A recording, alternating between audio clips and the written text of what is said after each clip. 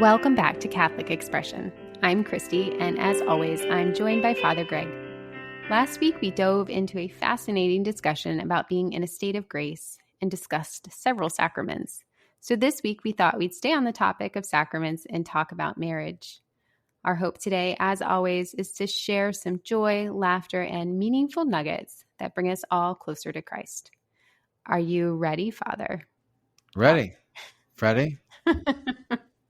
About a month ago, the 27th Sunday of Ordinary Time, to be exact, we were blessed with some really beautiful readings focused largely on marriage from the book of Genesis, letters to the Hebrews, and the Gospel of Mark.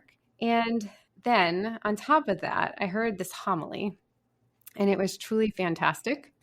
It was from a pastor I know. He's a real character. I think you may have met him before. I think I like him. Pretty sure you see him every morning in the mirror. Oh, that guy. That guy. So I have been wanting to talk about it ever since. You know that. And today is the day. If you haven't heard the homily, it's available on our website. Check it out for sure. But we're going to dive right in with a powerful line from the Gospel of Mark, which was chapter 10 to be exact. And it's going to lead us right into our discussion on marriage. So the quote from the verse is, "What God has joined together, no human being must separate." So, Father, what makes that line so significant? The whole passage is significant because it's Christ's teaching on marriage. Whether it's Mark 10, Matthew 19, what precedes that line is attaching Genesis to his teaching on marriage, which means that God created male and female, and why a man leaves his father and mother to join his wife, and the two become one flesh. And that's significant, especially in today's discussion on marriage, because Jesus is saying marriage between a man and a woman.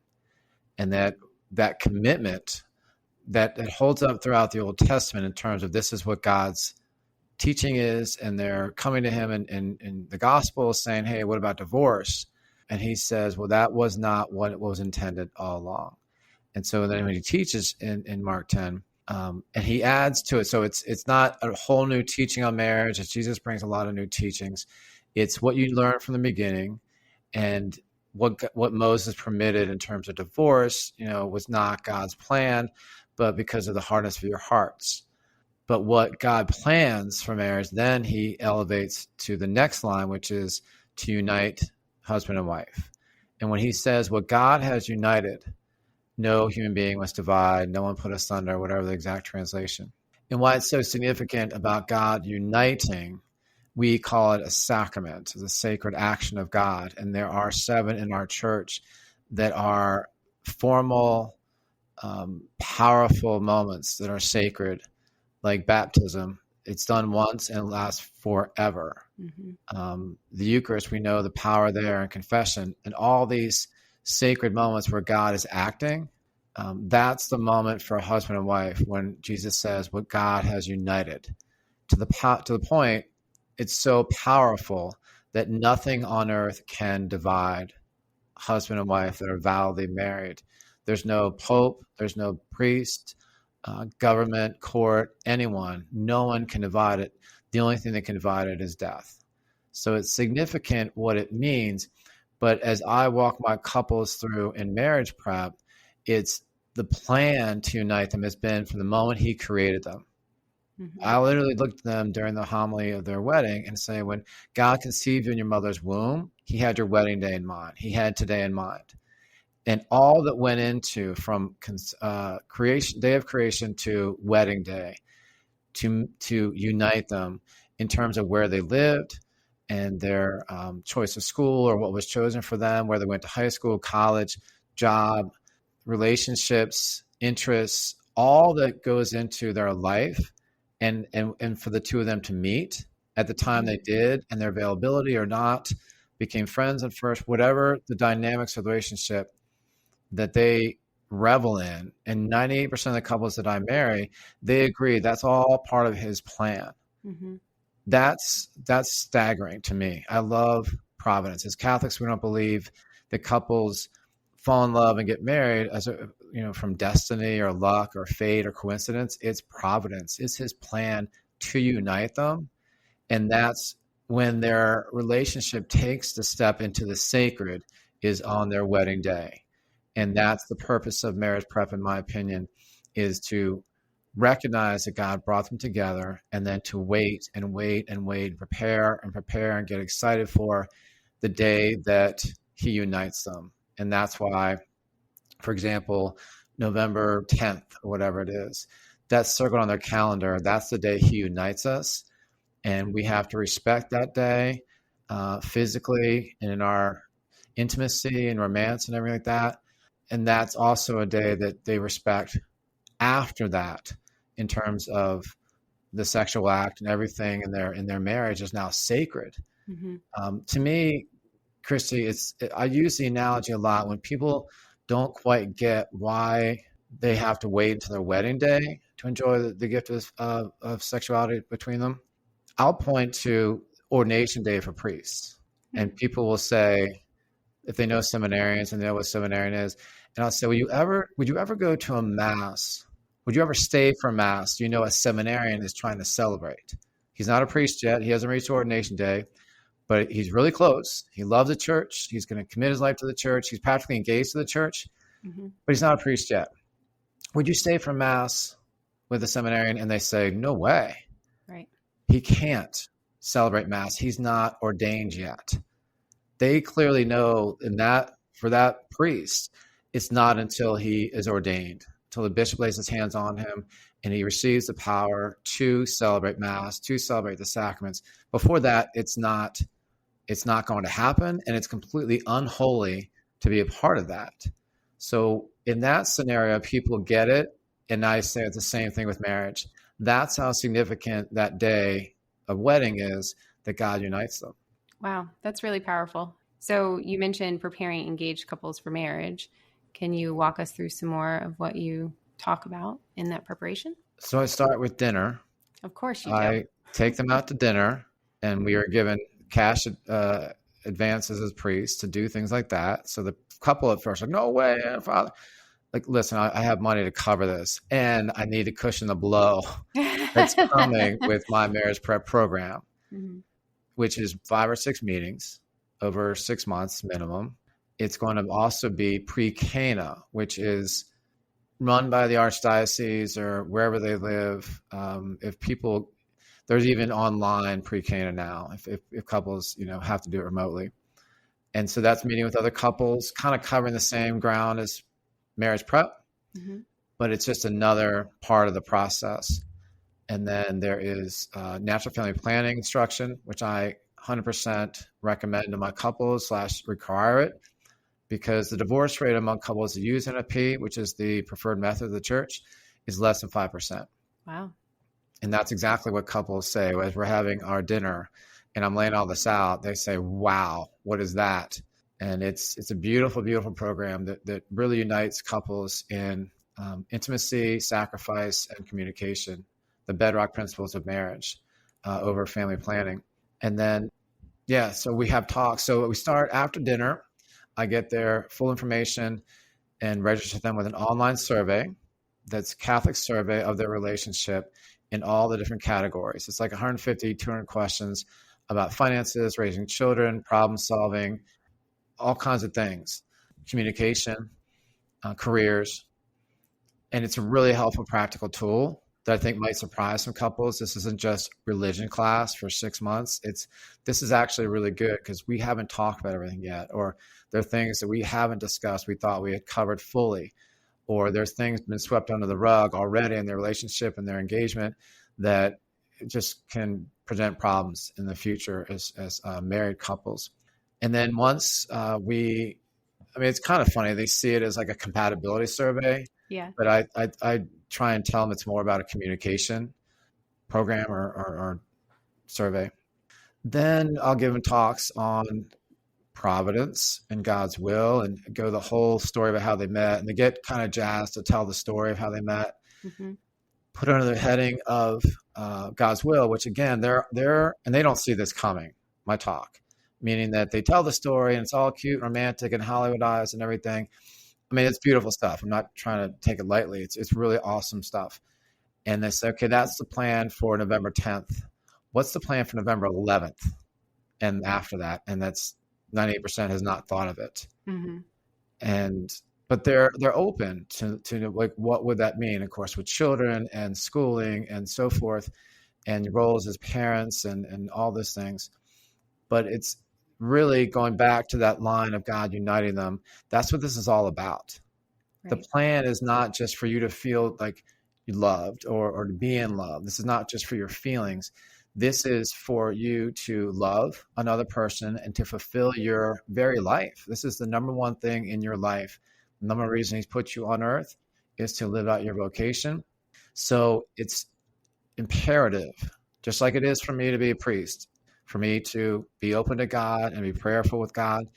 Because if that homily, let's say you quoted or mentioning about me, Mm-hmm. if you knew that I didn't pray, you would not be quoting my homilies.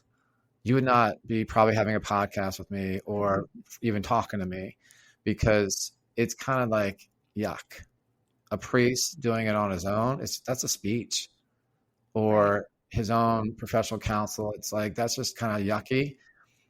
Marriage, again, to equate marriage and priesthood, it's the same way. It's his plan. It's your vocation, his call for you. So you need to be open. And that really gets to the heart of marriage. Open to life, open to love, open to God.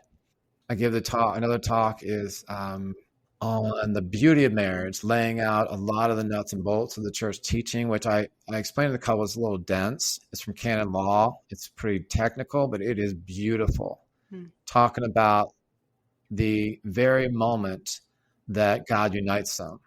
Everything centers around that. So I'm going to put you on the spot here, if that's okay. Because this is how I do it with my couples. So you get a flavor. You asked what marriage prep is. Okay. Here we go. Here we go. So when Genesis talks about the two become one flesh, Jesus reiterates that, makes it part of his teaching, part of the new covenant. When do you think that actually happens? Is it when the couples exchange their vows, or when they engage in the sexual act, the marital act? When they exchange their vows. Exactly. When they exchange the vows, the two become one flesh. That's when he unites them. That's when the bond takes place. Then the sexual act will consummate it. It will strengthen the bond that's already in place and do it, repeatedly. And so it's a sacramental act. It strengthens a sacrament when it's a sacramental and valid marriage. But I think society reverses the understanding there, that you show your commitment by having sex, whether you're in a relationship, dating, or whatever, engaged. But it's not until you actually, it's supposed to be after, once the bond's in place. That's the whole thing. And so part of that is explaining it's all about the vows that the church looks at. And even with something like annulments, the church looks back on the vows that were exchanged. Was it really God uniting them, or did it fall short of that? And I can explain that if you want. But and then the last talk, or I give a talk on communication. Then the last talk is on the good news about sex within the context of Eucharistic adoration. And you're still awake after all that. I'm still awake. That last comment. My last talk is in the church. We do adoration. And you expose the Eucharist, and I give a talk on sex. Okay. I figure they have nowhere, they can't leave. Got their full attention. This is the last meeting with them. They're like, okay, just endure 30 minutes of hearing from a priest about sex. And the first thing I say is, who am I to talk about sex? I'm a celibate priest. And my reply is, because I answer my own questions apparently. Is that Jesus was a celibate priest and he taught about sex, and we listened to every word he said. So we priests represent his teaching, including Mark 10 on marriage. But yeah, it's to point to them to the Eucharist, which is Christ saying he brought you together. Right. This is his plan. And then to have the whole teaching on sex, which is very much close united to marriage. And there's a book by Christopher West that I recommend to my couples, The Good News About Sex and Marriage, and trying to lay out the principles of that, which are helpful. But at that moment when they're sweating it big about the details and the reception and all the, utensils and the band or whatever, it's to be calm in the presence of Christ. Everything we've talked about with adoration, right. For them just to get a taste of that and really ask them to enjoy the moment, the greatest time in their lives, to be filled with joy and peace, is really helpful to them. It sounds beautiful. It just took me a minute to process. For those listening, my facial expression was a little shocking, Okay. but I think it's great. We talked a lot about engaged couples, but what do you think is the biggest challenge that married couples face today? The biggest challenge that married couples face today probably goes direct against the vows, which is selfishness. The vows are about giving yourself to the other. And that's, Christy, why I have such a full treatment within marriage prep, because listeners might have already been married by a priest who had 2 meetings with them. Yeah. Or like, that's a lot of my couples go to pre-Cana and they meet couples that aren't meeting much at all with their priest. I give it the full treatment because of the respect I have for the vows, which you're giving your life to the other in good times and bad, in sickness and in health. I use Ephesians 5 in explaining to the couples what's happening at that moment. Ephesians 5 says, the husband is to love his wife as Christ loves the church. And Jesus laid down his life. We bring up the cross. I mean, I talk about the crucifixion, that he gave his life to his bride, the church. And we have received his love, like the bride receives the husband's vows. And then she gives her life to him in her vows, and he receives them, just like we give our life to Jesus after he gives his life to us. So it's that play on not only the masculine and feminine, but the dynamic between Christ and the church of giving yourself unconditionally to the other. And giving examples like my Uncle Mike in sickness and in health, serving my Aunt Mary the last 5 years of her life when she was bedridden with a stroke. She had a stroke and she, was bedridden for 5 years till she died. And after her funeral, I wrote him a letter. I said, that was the greatest example of marital love I've ever seen. You promised in good times and bad, in sickness and health, that you would serve her and honor her and love her. And that's exactly what I saw when I'd go visit her at home or in the hospital. There he is, caring for every need. A young couple I knew in DC, same thing, except they were 3 months into marriage, and he had a diving accident and was paralyzed for the rest of his life. And same thing, she could have bolted like a lot of spouses would do. And there she is, caring for him, loving him. You don't anticipate that in marriage. Everything's blissful when you're getting married, but that's what you're saying. And that's where it means, forget about me, I love you. That's kind of the acronym for family. I think that's what I just spelled, right? Forget about me, I love you. That's family. Yeah. Okay. So that's really what it means. So the biggest threat to that, the biggest challenge is selfishness. And that can start to break down in marriage if couples are doing it themselves and separate themselves from the other and tackling situations or problems. I always tell my couples, no matter what it is in between you or each of you, if you're working together, you can get through anything. And obviously, with God's grace. But if people start to close themselves off to the other, to God and to love and to life, contraception is a big issue within marriage in terms of problems. I've worked with married couples who came to me and said, we don't know what's wrong. We're just kind of at each other's throats. And then you dive into it and you realize, she wants more kids and he doesn't. And so they just stop talking about it. They stop being intimate and just are really separated from each other. And then that's really what contraception can do. Unfortunately, it puts up a wall, right? So that's not only preventing procreation, but union. So that selfishness that comes in, we call, sin selfishness. So that's kind of the obvious answer to your question. Sin can be the challenge in marriage, but specifically when this sacrament is about giving yourself to the other, that's the definition of love, gift of self, and then not open to God and all that. That's where I think people have the biggest challenges. Makes sense.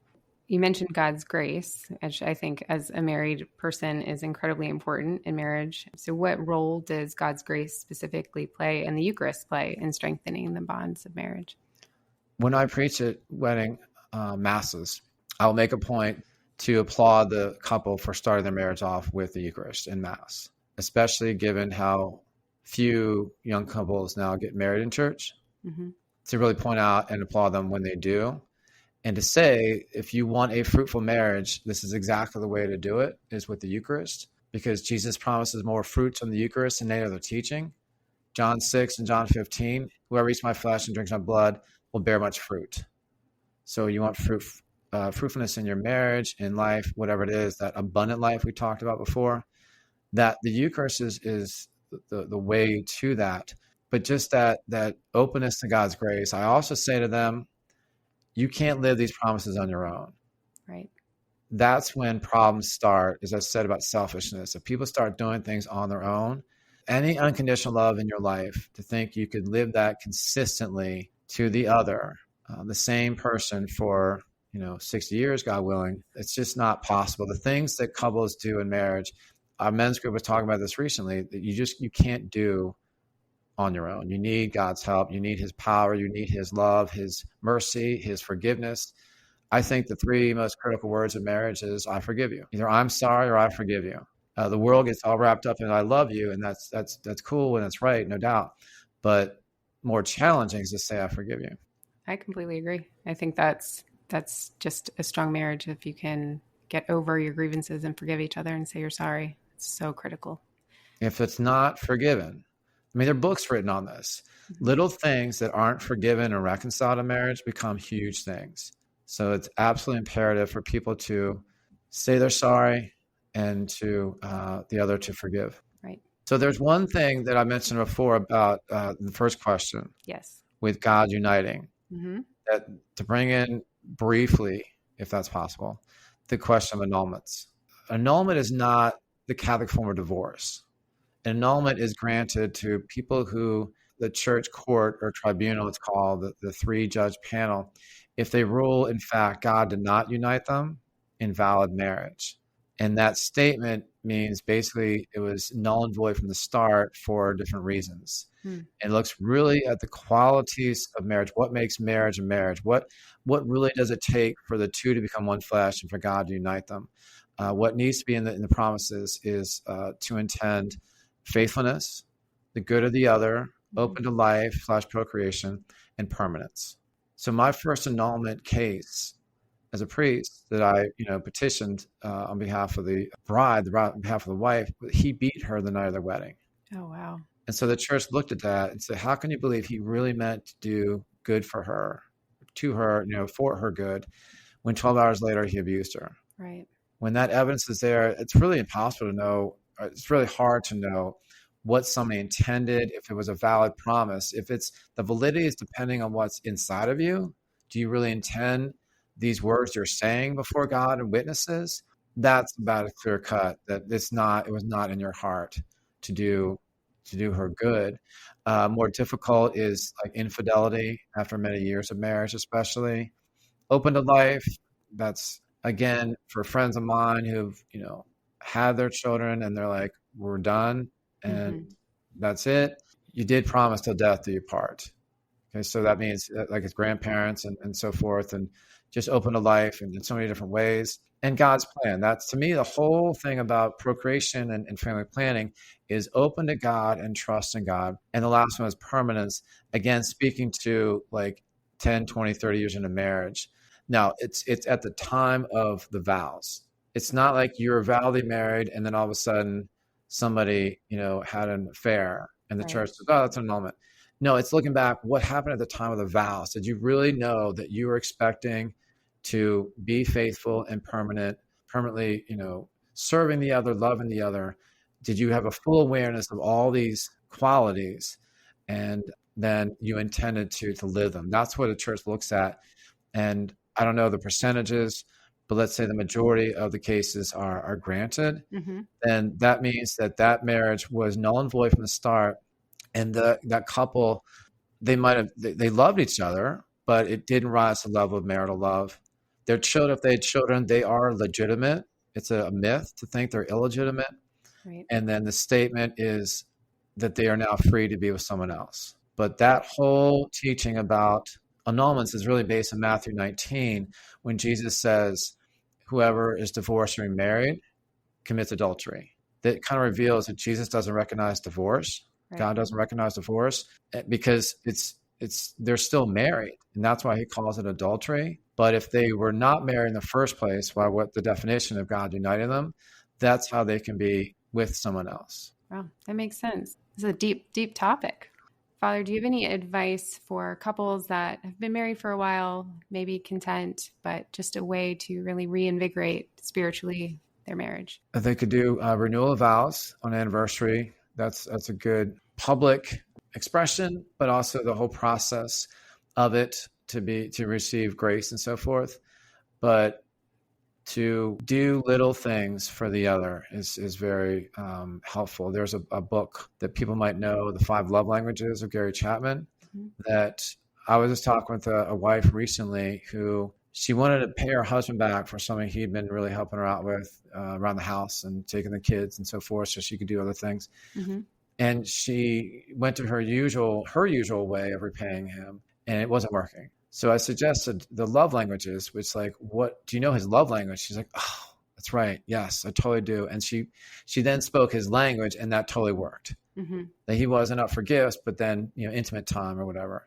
That's a good help to know your spouse, what's going to speak to them, and to be thoughtful and mindful in that way. That can go a long way. There are couples in our parish who have just come alive in their faith, and they just kind of fall back in love again with each other. And that's what the grace of God can do. That's what the beautiful life of Christ is, to kind of restoke the fire for love. I also say to couples at their wedding, the closer you grow towards Jesus, this is why we do adoration, the closer you grow towards him, the closer you grow towards love and to each other. So if it's following where our faith leads us, with daily mass, with adoration, with daily prayer, with service, all these kinds of things, I'm seeing couples in our parish doing those things together, and they're like so much more in love now, it seems, than when I first met them. They're going on trips now, there's the 2 of them, and they're just singing the other's praises and just like gushing. It's a beautiful thing. So yeah, it's practical things around the house or thoughtful things, and then to speak the language of the other and go where they are with faith. So what advice can you give to couples that maybe you have one of the 2 open to God and the other maybe not so much? Oh, that's tough. I work with a lot of couples that way morally. Well, I work with one, especially with faith, with morals. If a Catholic is in a marriage, either with a Catholic or a non-Catholic that doesn't share the faith and morals, it's really tough. Because they made a choice long ago to be one with this person, and you're not one with this person. And it's really painful spiritually and emotionally. And then here's the way you want to live with them, and they're saying no to that. You do your best, but you're realizing it takes 2 to make it work. And all you can do is represent yourself. If it's in the marital act, open to life, all those kinds of things, you do your best and talk about it with him or her and hope that they're open. If they're not, you might suggest them to talk to me. The 3 of us can sit down and talk about it.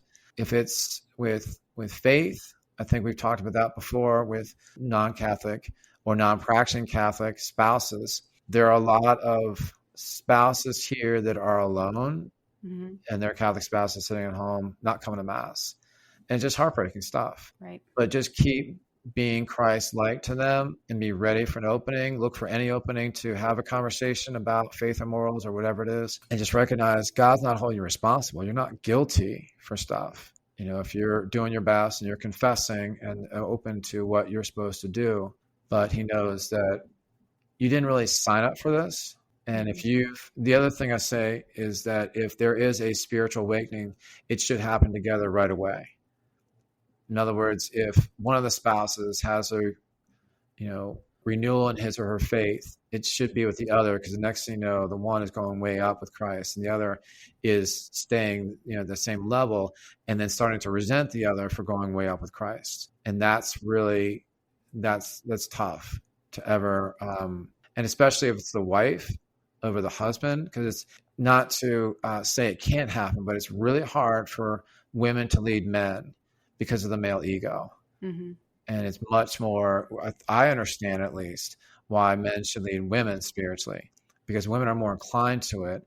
And when the men lead, it's like super impressive and super inspiring. And yes, lead me. It just doesn't normally go the other way. That's why it's helpful to pray for a man to come into his life, or to talk to a priest like me, that we can bond as men and hopefully, get it going. I think it's time for my surprise. It's totally time If for your we're surprise. still, if this is like 40 minutes or something right now, if they're still with us, they probably started snoring like I did last time. So my surprise is this. Mhm. And I'm saying it's a surprise fact, but not like this is a big surprise because I'm a priest. But then I'm going to bring it up as probably a surprise. Okay. That I never really came close to getting married. Really? The closest I came was at my brother's wedding. Wasn't during the ceremony. It was at the reception. My girlfriend at the time was 3 months, my girlfriend. And that was the longest I ever had a relationship. Wow. 3 months is like the cutoff point for me. It's like, okay, we've been having fun, but either we're going to stop this and call it a day, or we're going to get serious. Mm-hmm. And that's also about the cutoff time for me with rosaries and sunglasses and just, I don't know, I just have a commitment problem, I guess, until priesthood. So 3 months point with her, and I'm like, for the first time, I'm going to go deeper. I'm going to take the next step and get serious.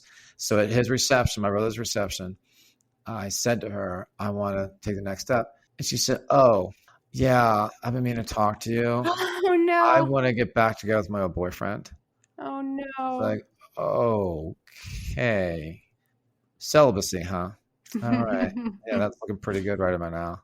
But yeah, that was, I thought she was the one. I really did. There have not been too many of those, but I thought she was the one. Wow. Praise the Lord for us. Sorry. I'm sure that left some scars, but yeah, we are all blessed. I really feel the love from the other side of the table. Thanks. We are all blessed because of that woman. Sorry. Well, I want to thank everybody for joining us for this episode of Catholic Expression.